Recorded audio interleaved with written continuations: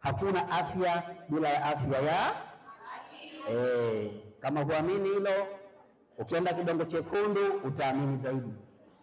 Sawa au ukienda Mirembe Dodoma utaamini.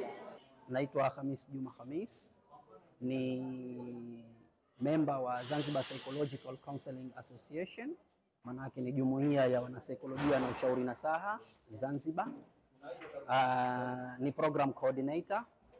Leo tarehe 3 mwezi wa 10 2025 tumefika hapa katika chuo cha Glorious Polytechnic College GPC, tukiwa na malengo au lengo kuu letu lilikuwa ni kukutana na wanafunzi ambao wanatarajiwa kuanza masomo yao kwa mwaka huu 2025-26. Leo tulikuwa nao katika suala zima la kuwafahamisha masuala ya afya ya akili. Kama tunavyotambua, tumo ndani ya kuadhimisha siku ya afya ya akili duniani, ambapo rasmi kilele chake ni tarehe 10 mwezi wa 10 kila mwaka.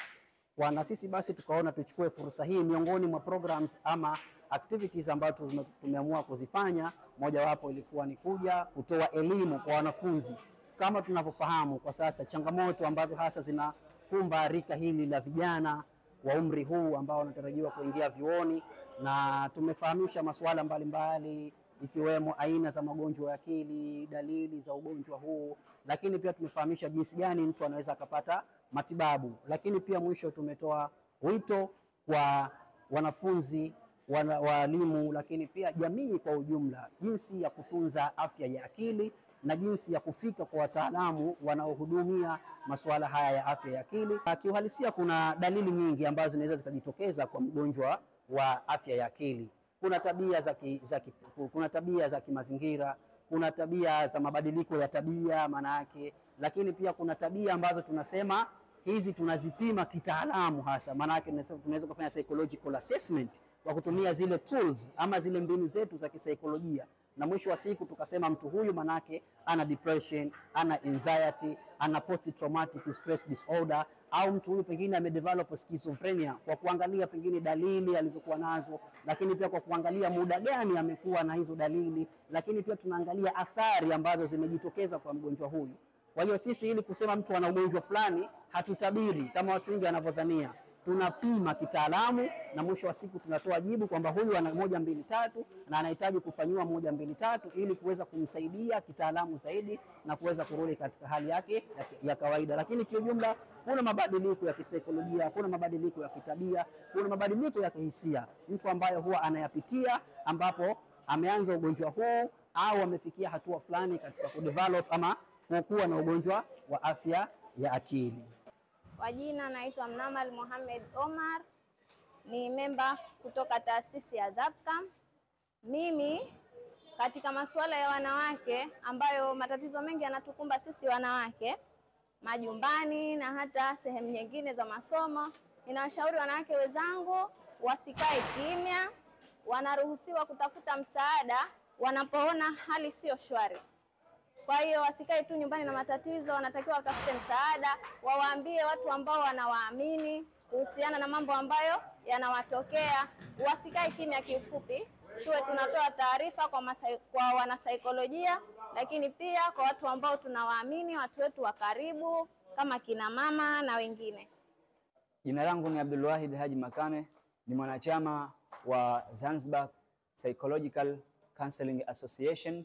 Leo hii tupo hapa katika chuo cha Glorious kwa ajili ya kuja kuonana na wanafunzi wapya ambao wanaingia chuoni, na tumejikita kuzungumza katika masala ya afya ya akili ya wanafunzi, na tumebezi katika kipengele cha time management, lakini vile vile stress management, ambapo tumeona umuhimu wa kuzungumza mada hii kwa sababu wanafunzi wengi wanapoingia chuoni wanashindwa kukamilisha majukumu yao kwa sababu ya kushindwa kuweza kupangilia muda wao. Kwa hiyo tumewafundisha wanafunzi masuala mbalimbali namna gani wataweza kumanage muda wao, lakini vile vile itaweza kuwasaidia swala la kumanage muda katika kuweza kufanikisha ama kufikia malengo yao ya kimasomo, lakini vile vile kubalance maisha yao ya kimasomo, ya kijamii, lakini vile vile na maisha binafsi, hata kiuchumi kwa ujumla. Kama mwanafunzi ni lazima aweze kuwa na big intelligence kwa ajili ya kuweza kushikamana na kuweza kufanyia kazi yale ambayo wameambiwa, kwa sababu siku zote baada ya kupewa kitu ambacho ni elimu kwako, wanatakiwa kufanyie kazi. Kwa hiyo wanafunzi kama sira au kiongozi wa darasa, na wakumbushe sana waweze kufanyia kazi kile ambacho wamepewa leo, lakini pia wakichukue na wakipeleke pia mitaani kwa ajili ya kuwafahamisha wenzi wao zaidi. Muda kama kilivyoongelewa ni kitu ambacho ni kizuri sana, ambacho tukitumia vizuri. Kwa hiyo mimi ushauri wangu kwa wanafunzi wenzangu ni kwamba muda wauwekeze zaidi kwenye masuala yao ya kusoma, na wala sio masuala ambayo kwa sasa hayahitaji kupewa muda huu, kwa sababu kila kitu kina muda wake. Kuhusu familia nyingi sana zinawaachia watoto wao kufanya kazi ambazo zinawaathiri sana kisaikolojia na kimwili. Hii sio nzuri, hasa kwa wanawake. Katika jamii zetu za zamani au sasa hivi zilikuwa zinafanya inequality kati ya wanaume na wanawake. Wanawake wasisome, wanaume wasome. Hii ni mbaya sana, lakini tunashukuru serikali imetukomboa kwa wanawake wengi, na kuna taasisi ambazo zinatushughulikia kama wanawake. Kwa hiyo nilikuwa natoa shukrani zangu kwa dhati kwa serikali na taasisi zilizojitolea kwa ajili yetu, ili kutusaidia na kutufikisha katika malengo yetu ya baadaye. Kwanza kabisa ningetoa neno la shukrani kwa shukuru ZAVCAM kwa ajili ya walipofika hapa kutupatia elimu hii. Kwa kweli tumeipokea kwa mikono miwili. Ni elimu ambayo ina msaada kubwa sana katika, hasa kwa sisi vijana ambao tupo katika haya mambo ya elimu. Lakini pia ningependa kutoa shauri jamii kwamba hawa watu ambao wameathirika katika hii mental health yao, wamepata matatizo, basi tuwe nao karibu. Tusiwe ni watu wa kuwatenga, bali tuwe nao karibu. Wao wanahitaji social support, lakini pia tuwapatie afya katika afya ili waweze kuwa na akili yenye afya. Lakini pia ningependa kuwashauri wanafunzi wenzangu, jambo zuri ambalo leo tumefikishiwa hapa, ambalo lina msaada mkubwa katika elimu yetu, ni time management. Ni vipi tutaweza maintain muda wetu katika masomo yetu.